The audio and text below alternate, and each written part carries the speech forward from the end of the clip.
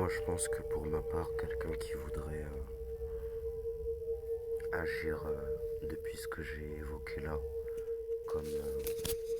comme la possibilité de créer de l'abondance au profit du détriment de quelqu'un, si quelqu'un voulait me faire ça, depuis les exemples que j'ai évoqués là, je pense que il utiliserait ou elle utiliserait le fait de créer un parallélisme en fait entre le fait que moi j'ai ma trajectoire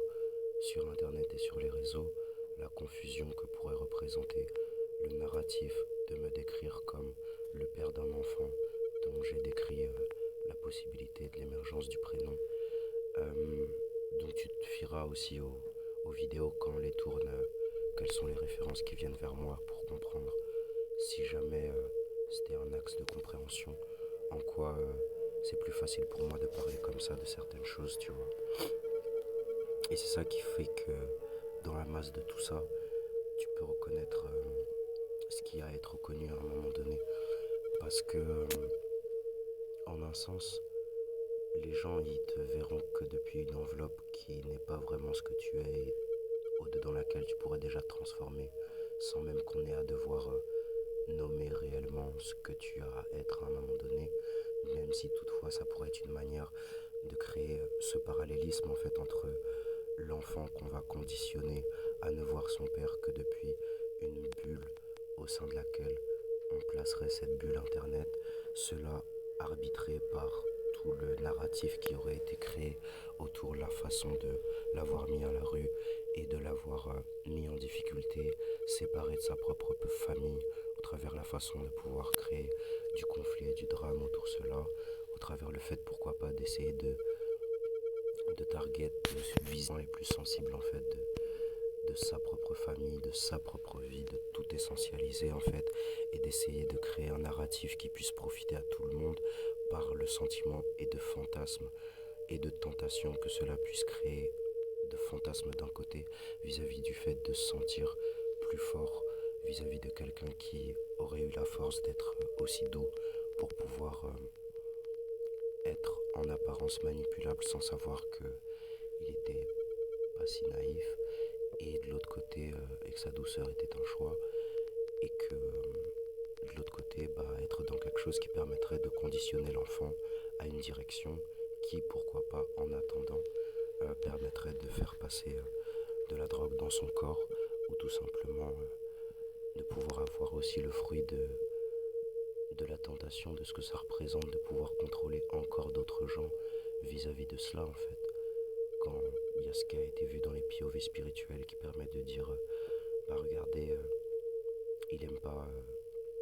quand elle dit non parce que peut-être qu'il comprend pas ce que ça voudrait dire,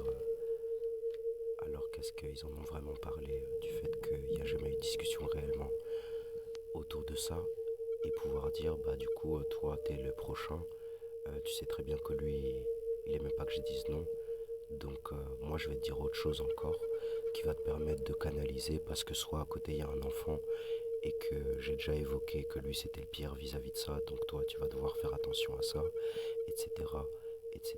etc. pour répercuter et vivre en fait dans la même boucle en fait. Donc ce genre de choses, tu comprends que c'est, tu vois, à la Andrew Tate, soit tu vas aller voir directement la personne, la confronter et désagréger et désamorcer totalement le truc, soit tu laisses la porte ouverte à ce que l'émancipation toi-même de ce cycle et de cette boucle. L'exemple il est parlant en fait, surtout si tu me voyais tu comprendrais que en apparence et dans les rumeurs on pourrait dire qu'on n'est peut-être pas exactement les mêmes en fait, tout pendant que je pense que la manière dont il parle des femmes prouve que il en a une réflexion qui mériterait à certains et certaines de comprendre pourquoi ce qu'on projette de négatif sur lui se retrouve dans tant de schémas de persécution dont je suis en train de te parler là en fait, dans le côté un peu masculin désaxé que peuvent avoir et les hommes et les femmes dans cette société d'aujourd'hui. Les hommes dans le fait de ne pas comprendre pourquoi en fait c'était important d'avoir des émotions et de les ressentir de base, et les femmes dans le fait de se dire mais pourquoi ça ne nous donne pas l'égalité de se mettre à une place de domination en essayant de faire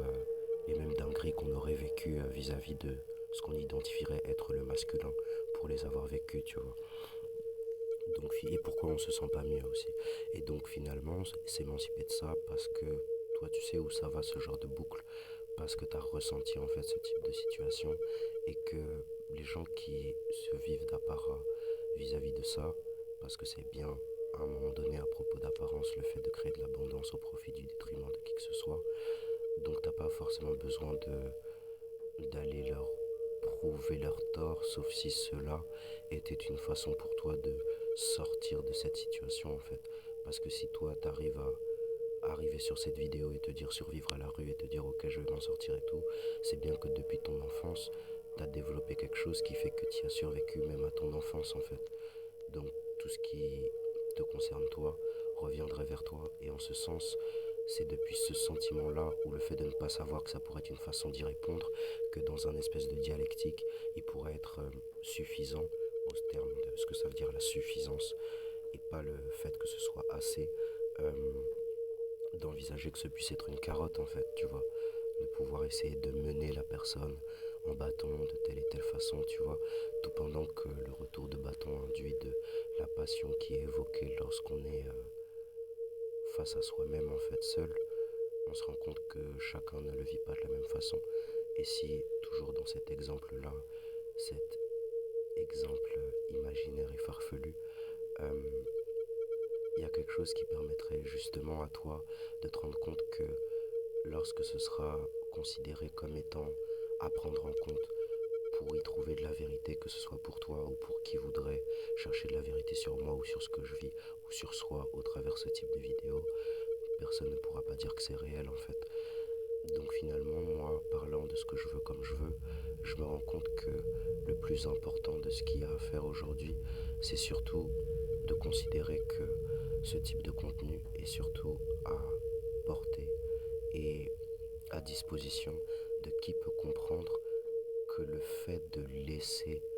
l'impression à quelqu'un d'être dans ta tête, le fait de préserver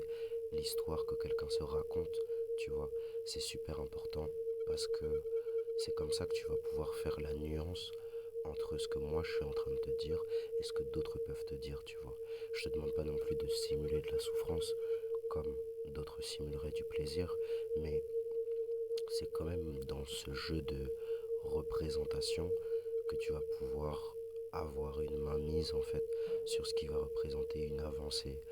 non négligeable en fait dans toi, ton évolution et donc tout ce qui pourrait t'accompagner en fait dans ce qui va représenter la suite en fait de cette évolution. Ces vidéos, il y en a qui diraient que ce serait à